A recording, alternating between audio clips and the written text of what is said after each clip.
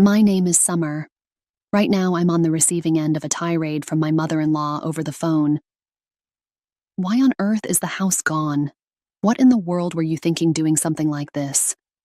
My mother-in-law complained, without listening to my side of the story. She doesn't seem to realize she's the one at fault. I let out a sigh. That must have ticked her off because her voice gets even louder. You better explain to me exactly where you turned that house into an empty lot.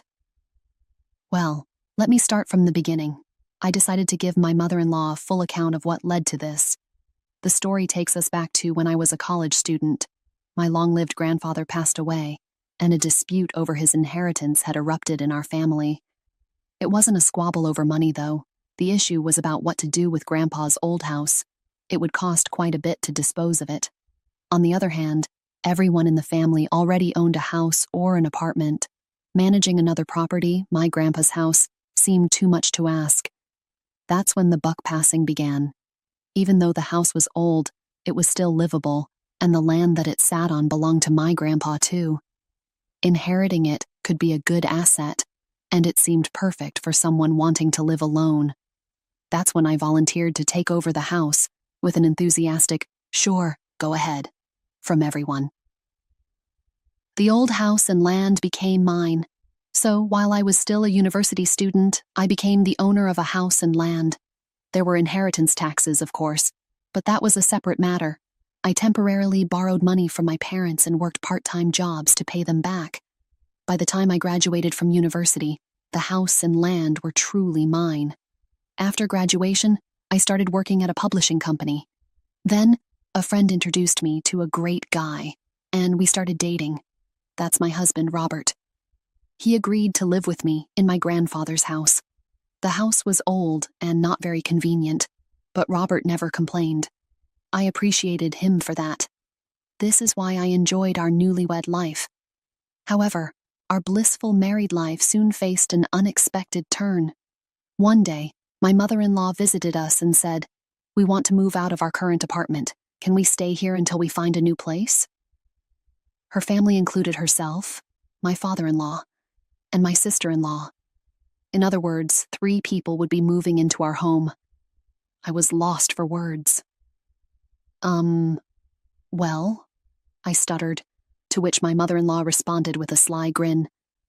"The contract in our apartment is up soon, and we'd have to break it if we renewed. You'll help us save money, right?" I protested, but this is also sudden. But she continued, "I'll help with the housework. Sounds good, right?" And just like that, I was forced into living with my husband's family.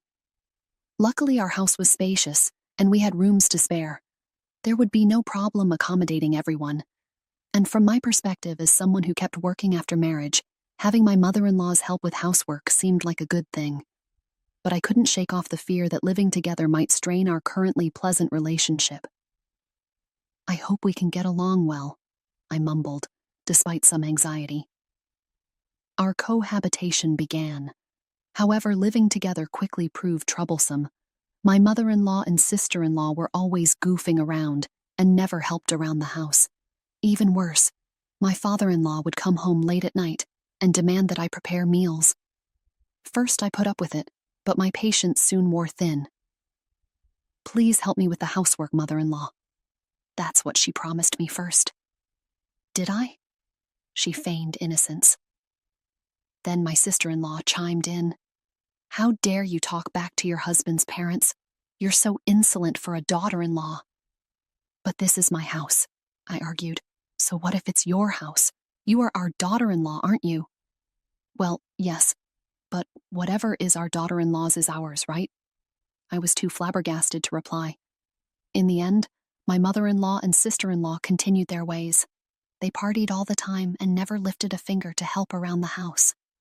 I tried talking to my father-in-law about it, but he said, "You are our daughter-in-law. You should respect us." Excuse me? There's nothing good that comes from a daughter-in-law defying her in-laws. It'll descend in divorce, and you'll be thrown out.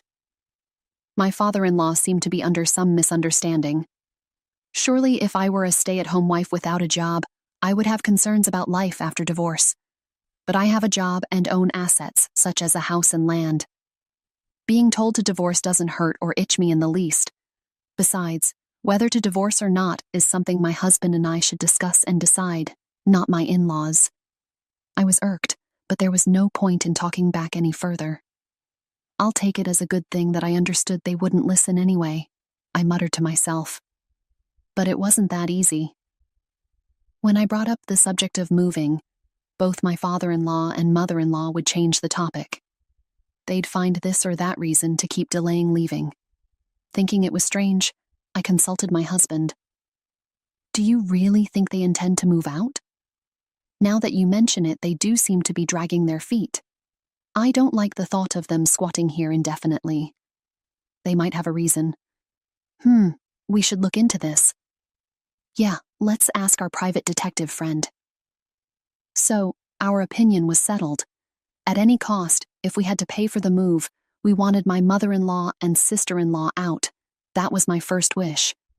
About a month after that, one day when I was about to scold my mother-in-law, who still wasn't doing anything, she came out with this first. Summer, I want to apologize to you for always causing you trouble. Apologize? Why don't we take a family trip together? That was her proposal. After moving in, my mother-in-law and sister-in-law had done nothing and left everything up to me. Far from that, they seemed to regret their haughty attitudes and pushing the housework onto me. So, they thought they should apologize.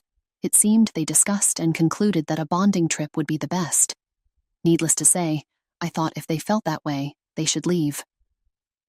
But it was hard to complain to someone who was being humble. I chose a conciliatory approach.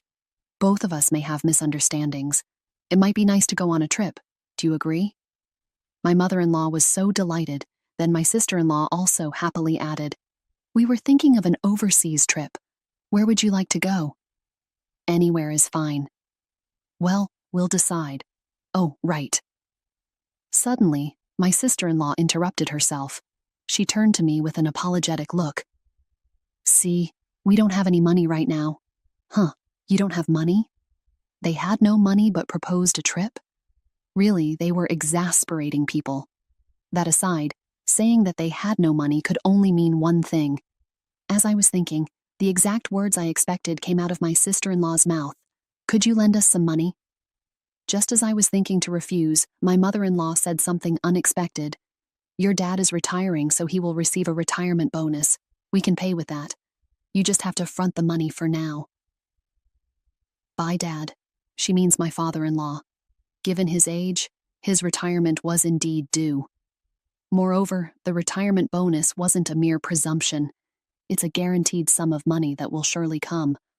Although I was slightly suspicious, I thought the money would definitely come in. And the matter we were discussing on our side required a bit more time. So it might be better to accept my mother-in-law's invitation and avoid causing tension between us. So, I accepted the idea of the trip. After that, I was informed by my mother-in-law and sister-in-law that they had decided on England as our destination. The flight departs at noon from JFK International Airport. Understood. And it seems like the trip is going to cost quite a bit. But as we said before, can you front the money for us? Yes, I'll cover it. Even though it was just running the money, it was not a small sum. But at this point, I couldn't say no. Moreover, it seems like they've already made the reservation, so I might as well enjoy it. I gave the requested amount to my mother-in-law. Then, on the day of the trip, the meeting time was 3 hours before our flight. My husband, Robert, who had been working the previous day, was staying at a hotel near the airport. Therefore, he was not with me. On the bus heading to the airport, I decided to try calling Robert. At that moment, a call came from Robert's phone before I could call him. Hello, Robert. Are you awake? I spoke, thinking it was my husband, but it was my mother-in-law's voice I heard over the phone. Summer, where are you now? Mother-in-law, yes. Where are you? I'm on the bus heading to the airport. That's unfortunate. We're about to get on the plane now. What? I was confused. Then my mother-in-law, with a sarcastic voice, dropped this bombshell.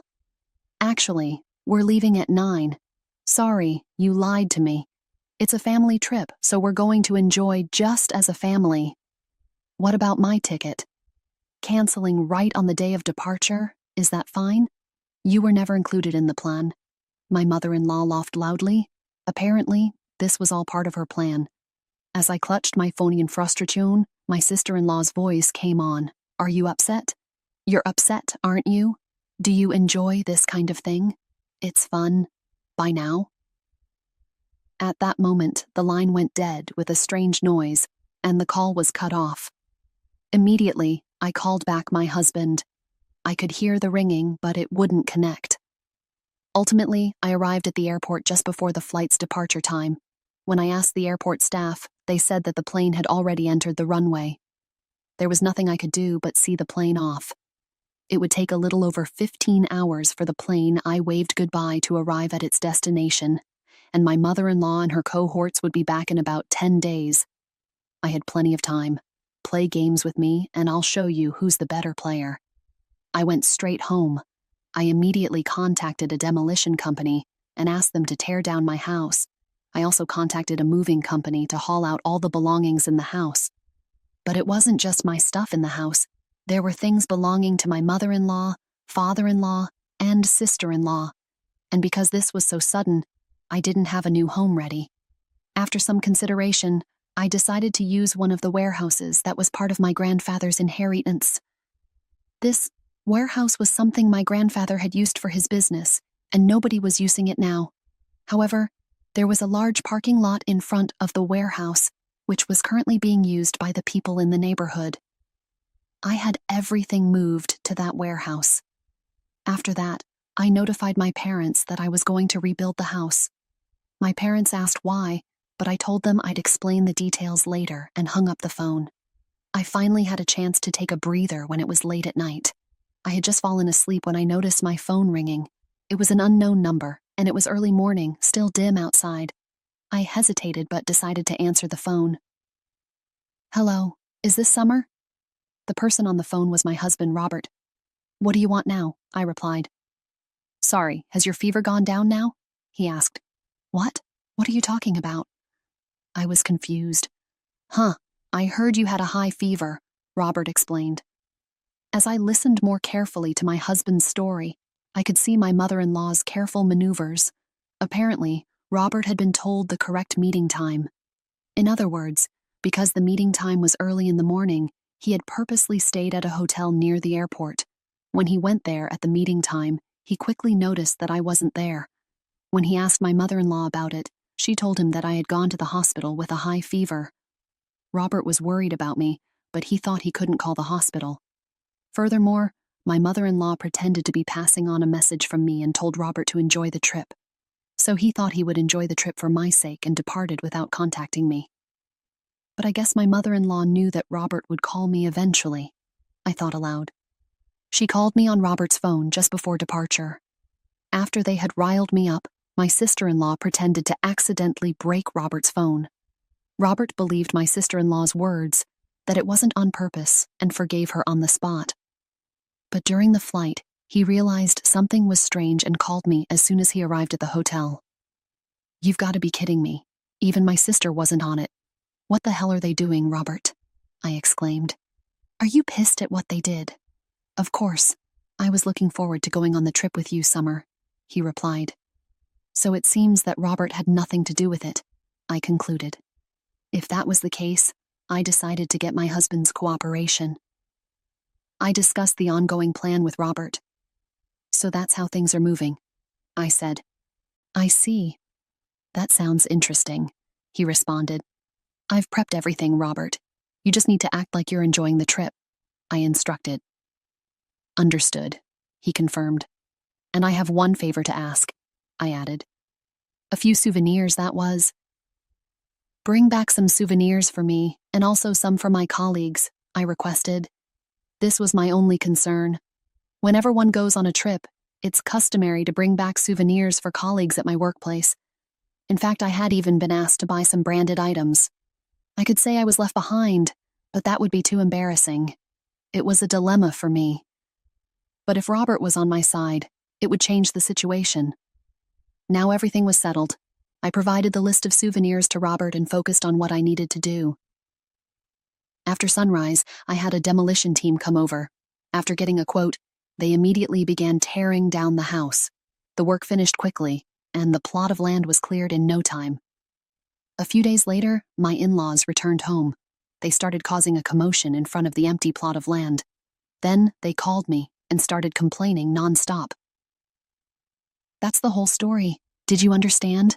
I asked. You've got to be kidding, my mother-in-law yelled again. But even so, my mother-in-law was just on the other side of the phone.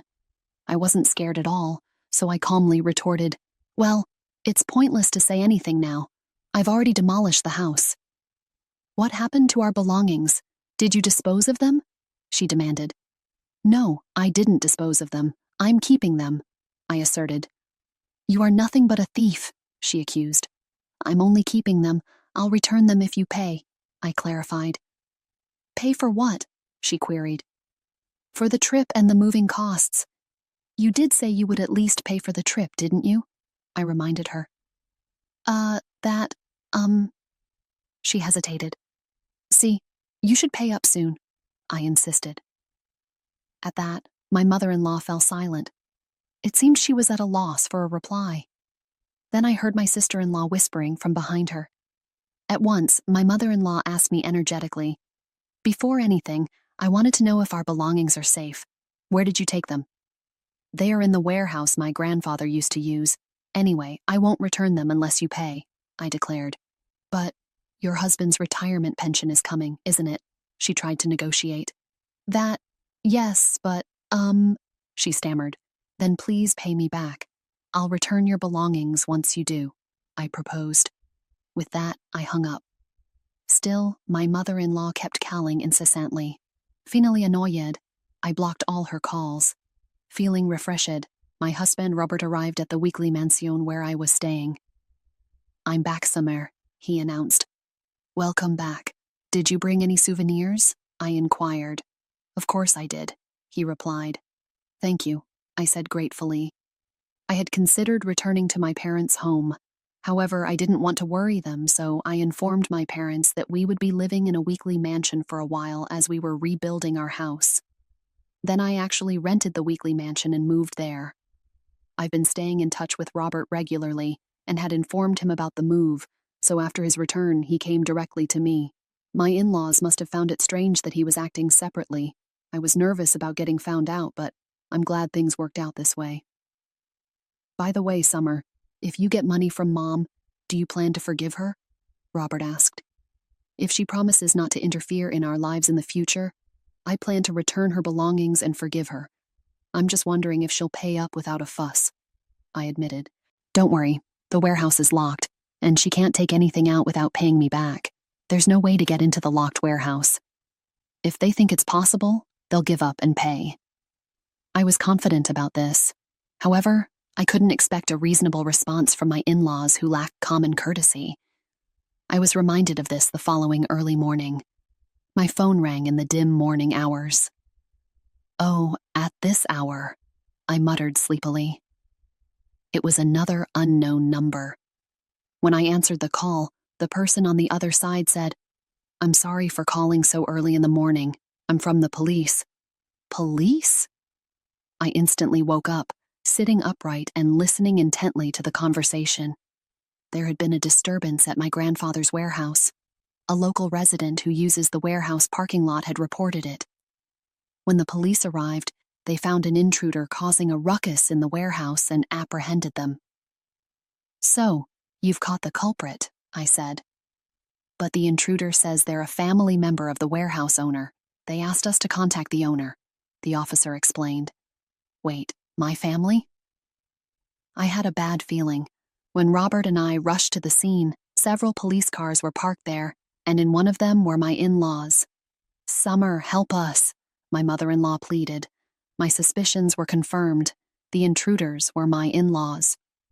Are these individuals indeed your family? The police asked. They are, technically, I reluctantly admitted. Robert and I apologized profusely to the police officer and the local people who had heard the commotion. After apologizing, we heard my in-laws' side of the story with the police officer present. This was my in-laws' story.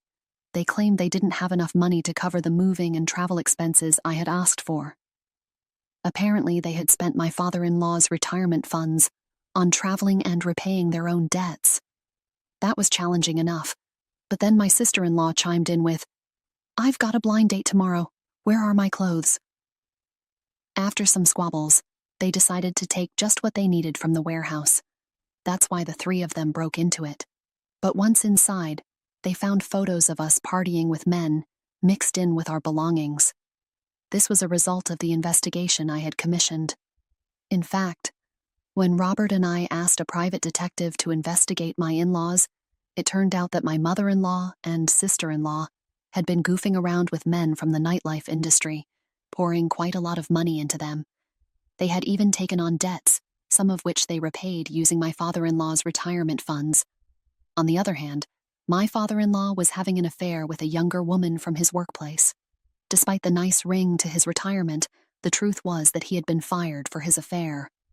I received these reports and photo evidence just before my in-laws left for the trip. When they returned, I planned to use this as leverage to kick them out. But with things turning out this way, I had moved the photos to the warehouse along with my stuff. So they broke into the warehouse, found the photos we had investigated, and that led to a fight over each other's misbehavior.